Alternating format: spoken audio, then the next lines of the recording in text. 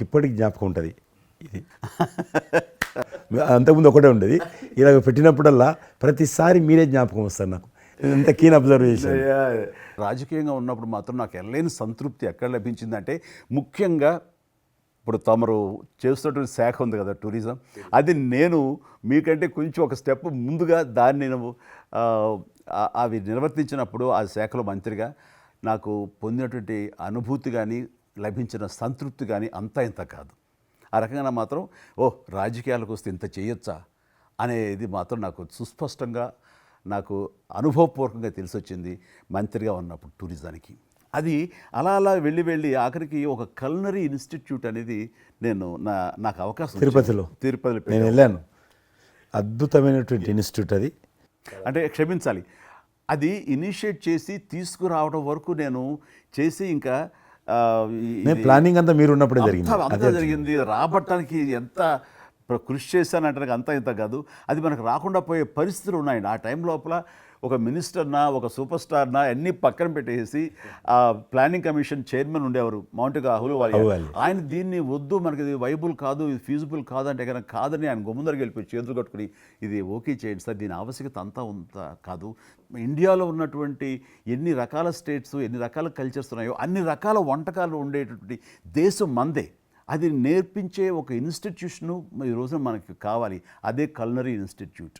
అది మనకు వచ్చింది, దాన్ని మనం నిలబెట్టుకోవాలి. ఇది గొప్ప అవకాశం, ఎంతోమందికి ఉద్యోగం ఇవ్వటమే కాదు, మన కల్చర్ని కూడా మనం నిలబెట్టుకోవడం అవుతామంటూ ఆయనతో పోరాడి కన్విన్స్ చేసి ఓకే చేసి ఇక్కడ రాష్ట్ర ప్రభుత్వం ఆ రోజున ఉన్నట్టు రాష్ట్ర ప్రభుత్వం ఒప్పించి రేణుగుంటలో 17 ఎకరాల దాకా చేయించి ఇంకా పెట్టేస్తున్నాం, ఇంకా మనం స్టోన్ వేస్తున్నాం ఇక్కడ అని అనుకున్న సమయంలో ఈ రాష్ట్ర విభజన సమయంలో నేను రిజిగ్నేషన్ టెండర్ చేసి వచ్చింది. అయితే ఫైల్ సంతకం అన్నీ అయిపోయినాయి.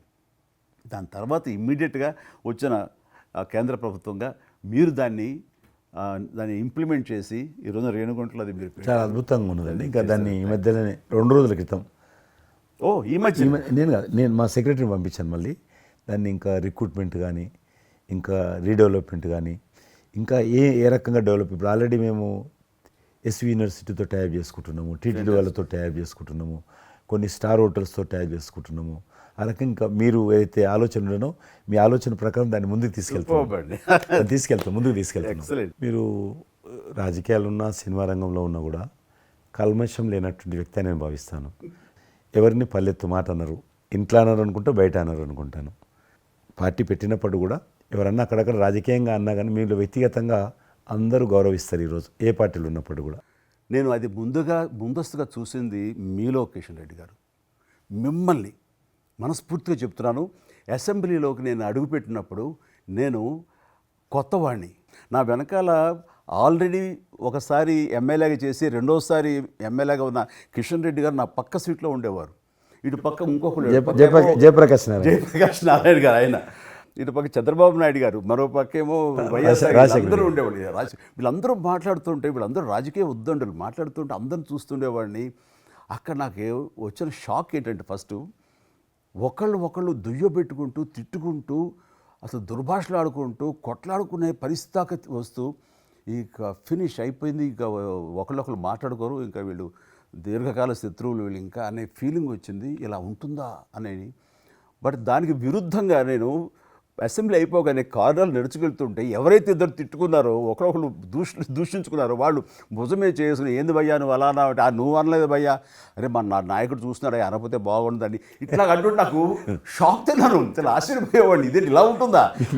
మీ సినిమా ఫీల్డ్ కంటే ఎక్కువ నటులు ఉంటారు, మీ సినిమా ఫీల్డ్ కంటే ఎక్కువ నటులు రాజకీయాల్లో ఉంటారేమో అలా అనిపిస్తుంది నాకు.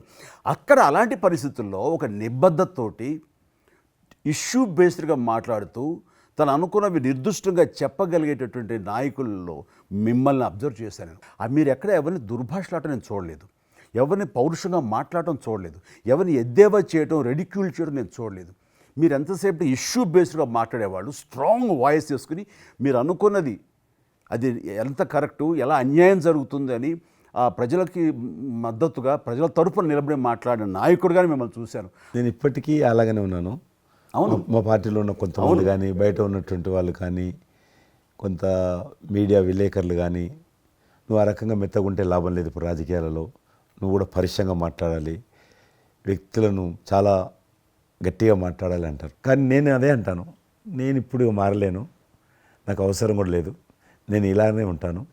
నేను గతంలో ఏ రకమైనటువంటి వాజ్పేయి గారు, లాల్ కృష్ణ అద్వాని గారు, మా తెలంగాణలో మా వి రామారావు గారు, వెంకయ్యనాయుడు గారు, దత్తాత్రేయ, ఇదంతా నాకు నేర్పారు వాళ్ళు. నేను చిన్నగా ఉన్నప్పుడు నా చేయి పట్టుకొని నడిపారు వాళ్ళు. కాబట్టి నేను ఏ రోజు కూడా చిన్న పొరపాటు చేయకూడదనేటువంటి దాంట్లో ఉన్నాను.